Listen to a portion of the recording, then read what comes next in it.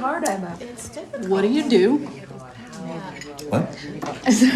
What do you do? It's such a stupid question. I thought I'd ask it. Oh, no, I'm a lawyer. What do you do? That's such a stupid question. Just kidding. It's kind of hard to explain. Because what you do is complicated? Because I don't really do it. I'm a dancer, I guess. Frances-Ha est un film américain sorti en 2013, réalisé par Noah Baumbach. Il raconte le parcours de Frances, une jeune femme new-yorkaise approchant la trentaine qui va devoir faire face au passage à la vie d'adulte. D'abord sur un plan relationnel, suite à l'éloignement dans son quotidien de sa meilleure amie et ex-colocataire, Sophie. Puis sur le plan professionnel, où sa compagnie de danse refuse de l'employer dans des projets plus importants.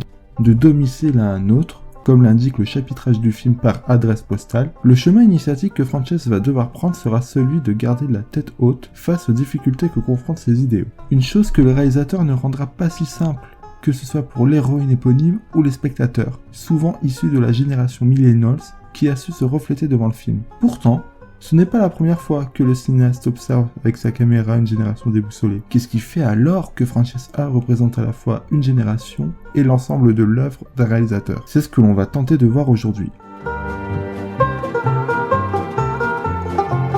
Revenons en arrière. À la même période où ont émergé des cinéastes comme Richard Linklater, Art Hartley ou White Stillman, auteurs dont je recommande les excellents Dazed and Confused, Trust Me et Les Derniers Jours du Disco, Baumbach observa lui aussi une jeunesse indéterminée à savoir où elle va. Dans Kicking and Screaming, son premier long métrage avec Josh Hamilton et Chris Eigeman, il raconte la décision d'un groupe d'amis étudiants lors de leur dernière année d'études à la fac. Ce sentiment de blocage, il le montrera aussi sous un angle plus sentimental, dans Les Bergman se séparent et Margot va au mariage. Puis, dans L'angle du regret, dans Greenberg, où le Ben Stiller dépressif de la famille Tenenbaum ressasse ses années rock face à Greta Gerwig, qui fait alors sa première apparition dans le cinéma de Baumbach. Après Greenberg et l'écriture du scénario de Madagascar 3, arrive alors Frances-Ha, un film qui apparaît comme un nouveau projet plus modeste, selon le réalisateur. Et pourtant, la première chose qui marque dans Frances-Ha est son approche esthétique.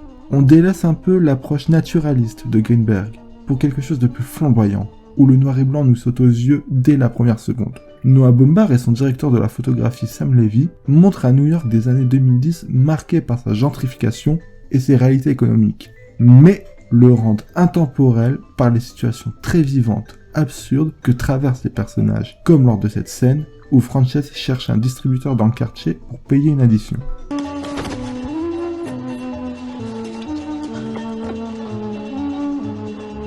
Mais aussi par une volonté de Baumbach de sublimer ce qu'il raconte. Refusant une once de condescendance à l'égard de Frances et ses amis, il va illuminer leur quotidien. Cela se traduit par des plans hommages au cinéma français, où l'on cite Godard et Carax. Amusant d'ailleurs de noter qu'après un film qui rend clairement hommage à Mauvais Sang, l'un de ses acteurs principaux se retrouve à tourner chez Carax.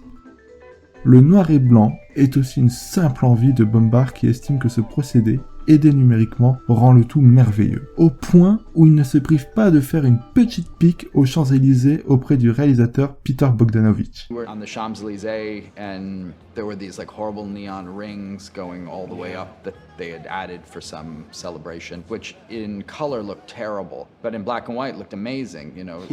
It's like classic Paris. Une beauté référentielle où on se sent bien, avec l'impression de voir un film réaliste mais pas tout à fait. Un effet qui colle parfaitement à ce que traversent les personnages, à savoir la dichotomie.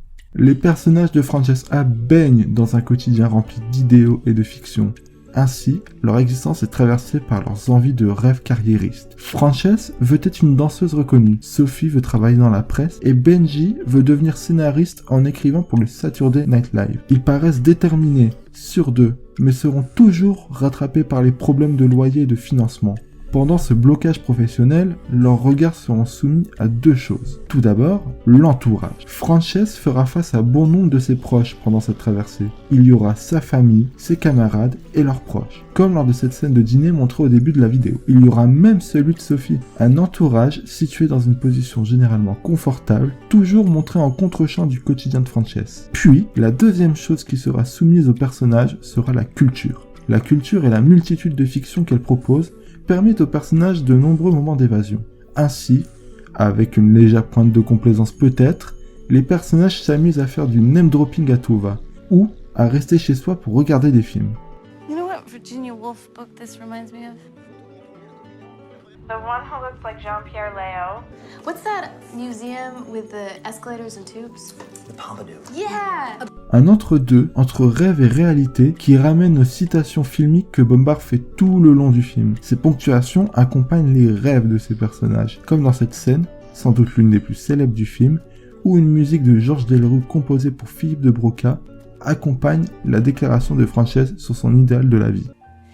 It's sort of like how they say that other dimensions exist all around us, but we don't have the ability to perceive them. That's what I want out of a relationship.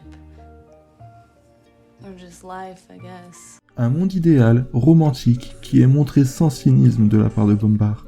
Car si Frances A expose fortement une fissure entre les rêves et une réalité plus ingrate, il ne va jamais laisser tomber ses personnages. Frances A est un hymne à la rêverie, à condition qu'on y accepte de rester les pieds sous terre tout en continuant de persévérer. Ce que fera Frances, qui réussira à trouver une stabilité financière vers la fin, tout en restant dans un milieu artistique plus pragmatique. En cela, Noah Baumbach ajoute un regard plein d'espoir à travers ce film, qui s'inclut radieusement dans le cinéma de la déception dont il est maître. Après Frances A, il continuera de s'interroger sur cette notion de déception à travers une jeune génération, avec While We're Young et Mistress America.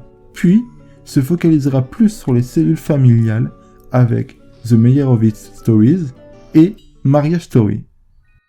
Si l'énergie de Frances quitta le cinéma de Baumbach, elle ne quitta pas celui de sa comédienne Greta Gerwig, qui, après des passages devant la caméra de Mike Mills et Pablo Larraín, se lança dans la réalisation avec Lady Bird et Les filles du Dr Marsh, deux films qui continuent d'explorer ces notions d'idéalisme artistique et réalité socio-économique. Il prouve que si Frances n'est pas en mesure d'expliquer son travail faute de ne pouvoir le faire, elle a su réconforter toute une génération aussi bloquée qu'elle. Elle a lancé au cinéma alors des héros et héroïnes qui n'ont alors plus peur d'affronter cette situation. Nous, on se dit à bientôt pour un prochain épisode.